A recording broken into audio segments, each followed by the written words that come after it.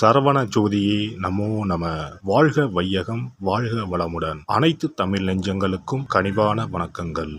12 ராசிகளில் 4வதாக அமைந்துள்ளது கடகம். பொதுவாக கடக ராசியில் பிறந்த அனைவருமே நல்ல குணம், அமைதி, ஒழுக்கம், இரக்க குணம் கொண்டவர்களாக இருப்பார்கள். தாயின் அக்கறை, விட்டு கொடுத்தல், தியாகம் ஆகிய குணங்கள் இவர்களிடம் இருக்கும். மற்றவர்களுக்கு ஓடி வந்து முதல் ஆளாக உதவி செய்வதில் இவர்களை மிஞ்சுவதற்கு ஆளே கிடையாது. வாழ்க்கையில் தனக்கென ஒரு தனி கொள்கை வகுத்து கொண்டு அதன்படி வாழ்பவர்கள். கடகராசியில் பிறந்த பெண்கள் எப்போதும் தங்களுக்கென்று ஒரு கடமை இருப்பதாக நினைத்து செயல்படக்கூடியவர்கள். உலகத்தில் உள்ள சிறந்த தாய் யார் என தேடி பார்த்தால் அவர்கள் நீங்கள்தான். தங்கள் பிள்ளைகளுக்காக எதையும் தியாகம் செய்யக்கூடியவர்கள், மிகவும் மென்மையாகவும் எளிதில் அணுகக்கூடியவர்களாகவும் இருப்பீர்கள். ஆனால் தங்களுக்கென்று வரும்போது துணிந்து போராடவும் தயங்க மாட்டீர்கள். வலிகளுடன் நீண்ட காலம் வாழக்கூடிய இவர்கள் தங்களுடைய நல்ல குணம் மற்றும் ஒழுக்கத்தால் மற்றவர்களின் மனங்களை வெல்லக்கூடியவர்கள். தன் குடும்பம், தன் ஜாதி, ஜனம், ஊர், உறவு, குலம், கோத்திரம், நாடு, நகரம் என்று இருப்பீர்கள்.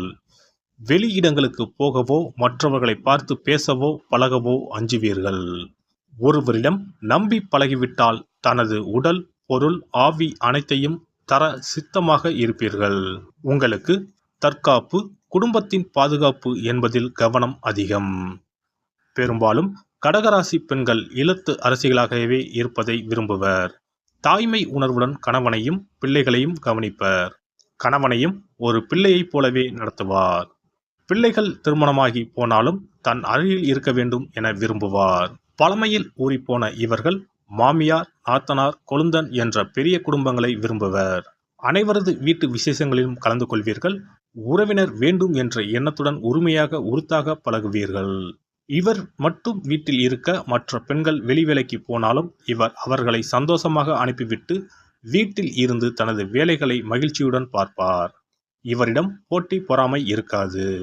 தாய்மை பண்புக்கு தீய எண்ணம் கிடையாது அல்லவா? இவர் குடும்பத்தின் குத்துவிளக்கு, சிறந்த ஆலோசகர், வழிகாட்டி, பெண்களின் முன்மாதிரி, மற்றவர்களின் துன்பங்களை துடைப்பவர்.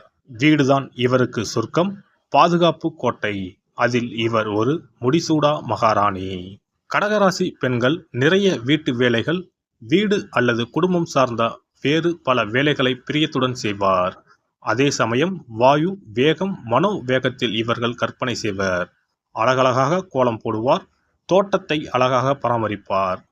அனைத்து விழாக்களையும், விரதங்களையும், பூஜைகளையும் கர்ம சிரத்தையாக செய்து முடிப்பார். பெரியவர்களை மதிக்கும் இவர்கள் மூத்தோர் சொன்ன சாஸ்திர சாங்கியங்களை சரியாக செய்வார். சாமி பாட்டு, ஸ்லோகம் போன்றவற்றை மனதுக்குள் சொல்லிக்கொண்டே வேலைகளை செய்வார்.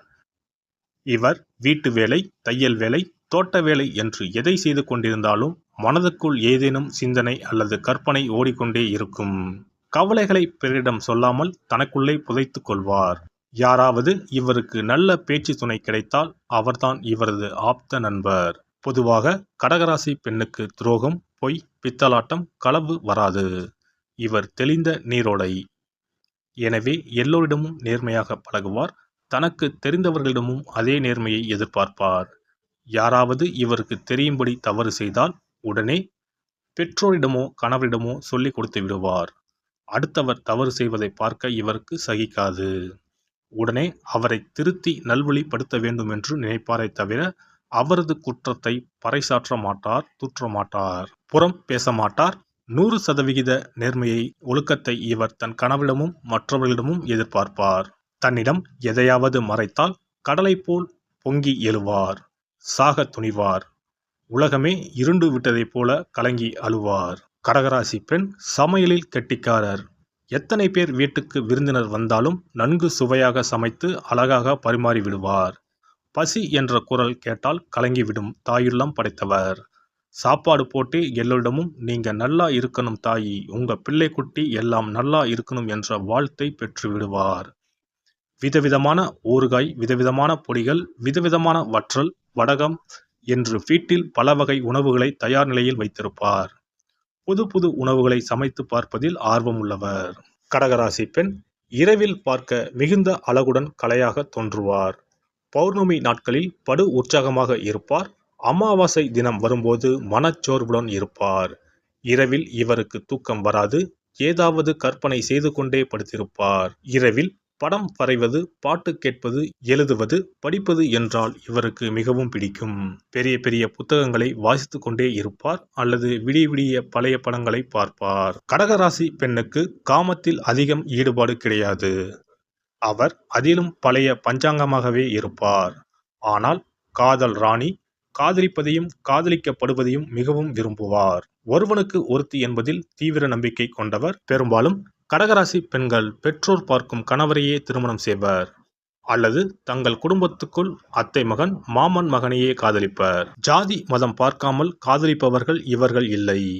ஜாதகத்தில் சனி, ராகு, கேது சேர்க்கை, சந்திரன் அல்லது லக்னத்திற்கு 7ஆம் இடத்தில் இருந்தால் கலப்பு திருமணம் நடக்கும். அதற்கு பிறகு ஏதேனும் ஒரு மதம் அல்லது ஜாதிக்குள் நிற்பார். கடகராசி பெண்கள் பெரும்பாலும் சம்பளத்துக்கு வேலைக்கு போக மாட்டார். அவர் வேலைக்கு போனாலும் அது அவரது மனதுக்கு திருப்தியாக அமைய வேண்டும். பணியிடமும் அவருக்கு ஒரு வீடு போலதான். அங்கும் உயிரை கொடுத்து வேலை செய்வார். சம்பளம் இவருக்கு ஒரு பொருட்டே அல்ல. அலுவலகம் அல்லது பணியிடம் இவருக்கு முக்கியம். இவர் கற்பனைத்திறம் உள்ளவர் என்பதால் கதை, கவிதை எழுதி சிறப்படையலாம். தோட்டம் அமைத்தல், செடி வளர்த்தல், கனி மரம் வளர்த்தல் போன்ற துறைகளில் ஈடுபடலாம். அழகு சார்ந்த தொழில்களை செய்யலாம். வெளியே அலுவலகத்துக்கு போகாமல் ஆன்லைனில் செய்யக்கூடிய தொழில்கள் எதையும் செய்யலாம். அதுவும் அவர் வீட்டு வேலைகளை முடித்துவிட்டு ஓய்வாக இருக்கும் நேரம் மட்டும்தான் செய்வார். மக்களுக்கு நன்மை செய்ய நினைக்கும் அரசியல்வாதி கூட ஆகலாம். கடகராசி பெண்ணுக்கு சிக்கனமும் சேமிப்பும் 2 கண்கள் ஆகும். வீட்டில் சிறுவாடு சேர்த்தல் என்பது இப்பெண்களின் பிறவி பழக்கம் ஆகும். ஒரு பைசா கூட வீணாக்காமல், கடையில் தேவையில்லாமல் எந்த பொருளையும் வாங்காமல் சிக்கனமாக இருப்பார். பிள்ளைகளுக்கும் பெரியவர்களுக்கும் வீட்டில் பண்டங்களை செய்து கொடுப்பார். அனாவசியமாக செலவு செய்ய மாட்டார். கோயில்களுக்கு குடும்பத்துடன் அதிகம் போக விரும்புவார். ஆடம்பர செலவை அறவே வெறுப்பார். திடீரென ஏதேனும் மருத்துவ செலவு வந்துவிட்டால் என்ன செய்வது என்று அஞ்சுவார். கையில், பையில், பெட்டியில், வங்கியில் என்று பல இடங்களில் பணத்தை சேமித்து வைப்பார். ஒன்று கிடைக்கவிட்டாலும் இன்னொன்று அவசரத்திற்கு கிடைக்கும் அல்லவா என கருதுவார். அவசர தேவைக்கு இவரது உறவினர்களோ நண்பர்களோ கேட்டால் கொடுத்து உதவுவார்கள். மொத்தத்தில் இவர் ஒரு சிக்கன திலகம். எல்லாம் வல்ல இறையருளால் நீங்களும் உங்கள் அன்பு குடும்பமும் உடல் நலம், நீளாயுள், நிறை செல்வம், உயர் புகழ், மெய்ஞானம் ஓங்கி வாழ்க வளமுடன். இந்த வீடியோ பதிவு உங்களுக்கு பிடித்திருந்தால் லைக் பண்ணுங்க, கமெண்ட் பண்ணுங்க, ஷேர் பண்ணுங்க. மறக்காம சப்ஸ்கிரைப் பண்ணுங்க. பக்கத்துல இருக்கிற பெல் பட்டனை கிளிக் பண்ணுங்க. நன்றி, வணக்கம். ஓம் நமச்சிவாய. சிவாய நம.